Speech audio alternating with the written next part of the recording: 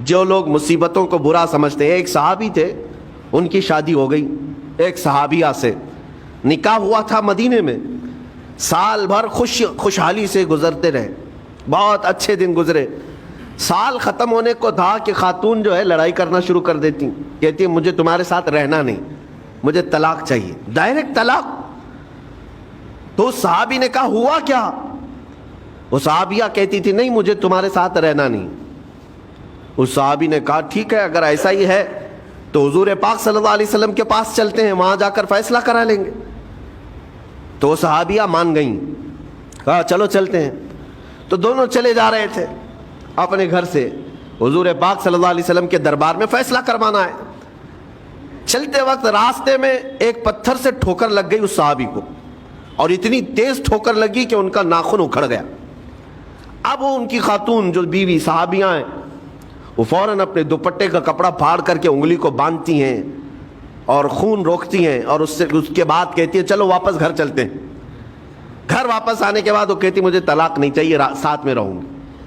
کہا عورتوں کا موڈ، عورتوں کا اس طرح کا فیصلہ کیا بات ہے؟ وہ صحابیہ کہتی ہے میں نے سنا ہے کہ جب کبھی کوئی بندہ بیمار نہیں ہوتا تو اللہ اسے پسند نہیں کرتا۔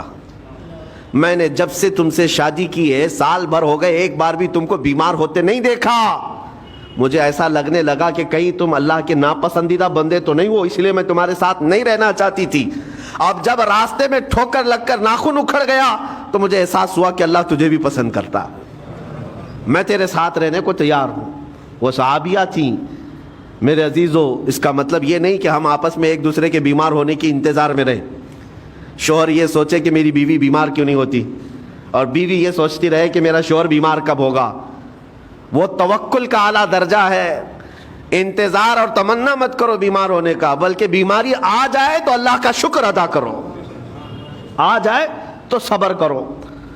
عزیزان گرامی وقار، ہم آج امام حسین اور ان کے رفقائے گرامی رضوان اللہ علیہم اجمعین کو یاد کرتے ہیں تو صرف رونے کے لیے نہیں یا صرف غم منانے کے لیے نہیں، بلکہ داستان کربلا سنانے کا ایک عظیم مقصد یہ ہوتا ہے کہ نوجوانوں کے اندر بلکہ بوڑھے اور بچوں کے اندر بھی ایمانی جذبہ ایسا آ جائے کہ وہ ہر مصیبت پر ڈٹ کر کھڑے ہو سکیں، ہر یزیدی کا مقابلہ کر سکیں۔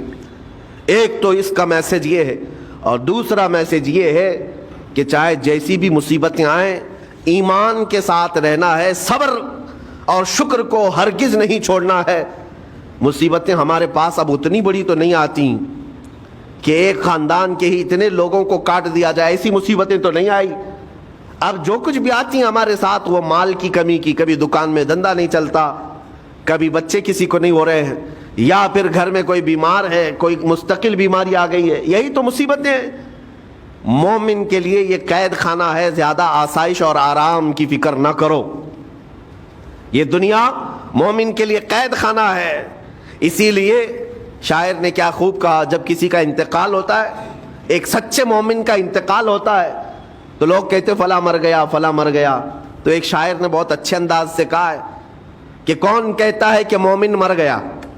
جو سچا مومن ہے اس کے لیے کہہ رہا ہوں۔ وہ شاعر نے کہا کون کہتا ہے کہ مومن مر گیا؟ قید سے چھوٹا وہ اپنے گھر گیا۔ حقیقت تو یہ، قید سے چھوٹا وہ اپنے گھر گیا۔ یہاں دنیا میں زیادہ آسائش، زیادہ آرام کی طلب انسان کو مغرور بنا دیتی ہے، تکبر والا بنا دیتی ہے، گھمنڈی بنا دیتی ہے، اور اللہ تبارک و تعالیٰ کی بارگاہ میں ہمیشہ سر بسجود رہنے والا وہ بندہ ہے جو مصیبتوں میں گھرا رہتا ہے۔ کچھ نہ کچھ مصیبتیں ایسی ہیں جو تمہیں مسجد تک لاتی ہیں، قرآن تک لاتی ہیں، تسبیح تک لاتی ہیں۔